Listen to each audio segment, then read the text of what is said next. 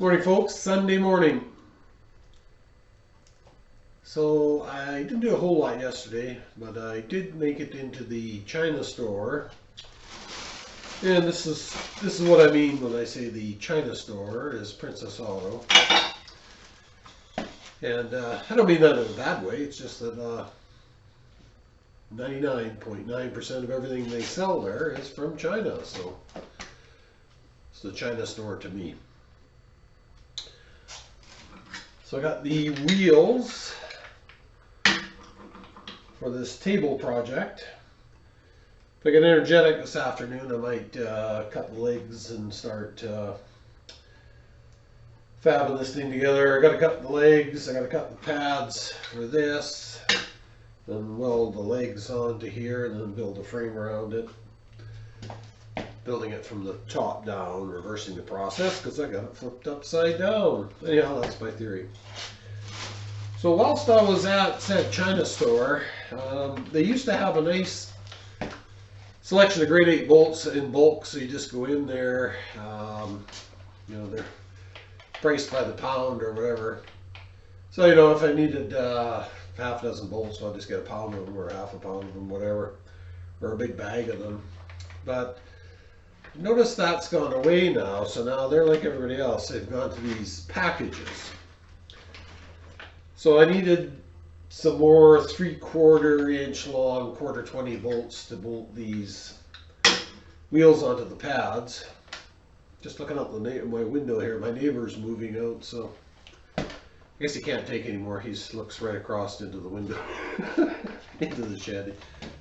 May have put him over the edge. I'm not sure. No, actually, they were just renting there, so apparently they're moving out. Anyways, I digress. So yeah, I need these 3/4 inch long, 1/4 bolts, grade 8. So now there's 5 of them to a package.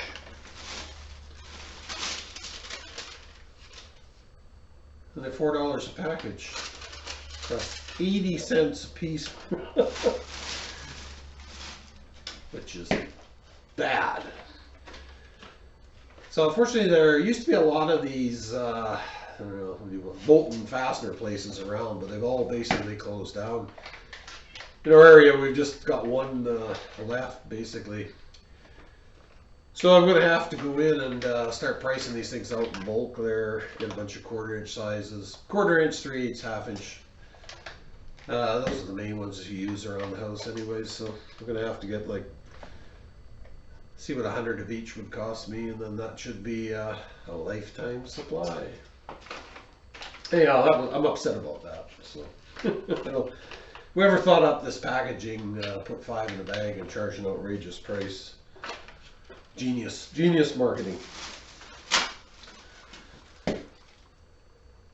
So no beer yet. It's what time is it? It's not even 11 o'clock yet, so I'll have to wait till after lunch.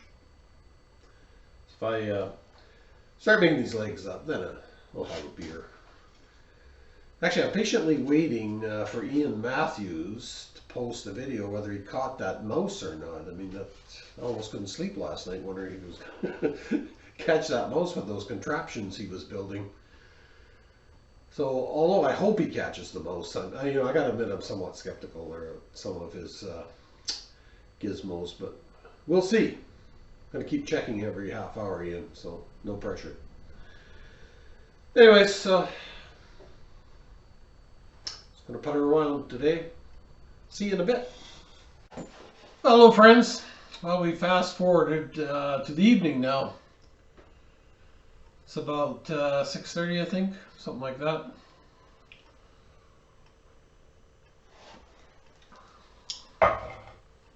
So, what did I do with the rest of the day, you might ask? Well, number one thing, I was waiting to see if Ian caught that mouse. Just checked the video out. No mouse.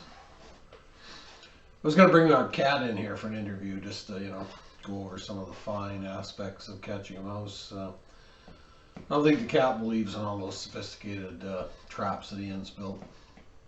Anyways, I'd send the cat over to Ian, but last package I sent to England took 2 months to get there, so Poor cat would probably starve before it got there.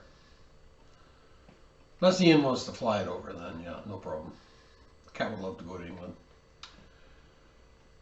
So other than waiting for that mouse video, I finished up scrapping everything I had.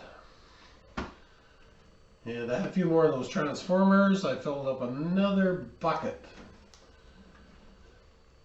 with that. So I've got quite a few of these buckets now. I'm just praying that the price of copper goes up eventually. If it doesn't, I'll just have to store it somewhere here, I guess.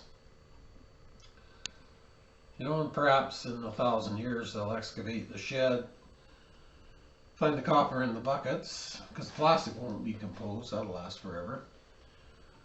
And they'll wonder, what was the nature of this? Why would they save this like this?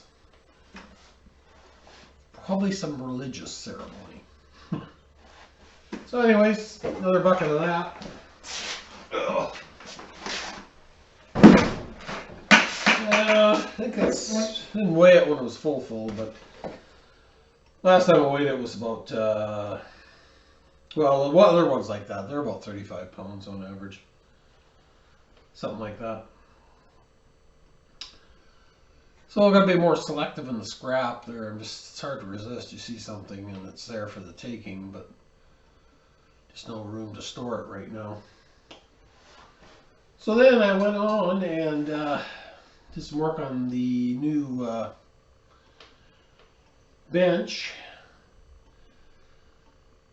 So I got the frame welded on it. So now I've got to, the next step is make the cross pieces. I've got the plates cut for the wheels, got to drill those out. Made it a little bit harder for myself. Now I've got to try and weld kind of overhead on those, but as long as I get some serious tacks on it, I can probably get it strong enough where I can lift it up and flip it over. So one thing that worked out quite well is, like I mentioned, this thing had a bit of a swale in it, so I put these pieces here and clamped them super heavy, and I was able to get just about all of that out of it. So a tiny bit left, but not very much, maybe a 32nd or something like that. So here in this shed, we don't work to 30 seconds, where our tolerances are much more liberal than that. So pretty happy with that.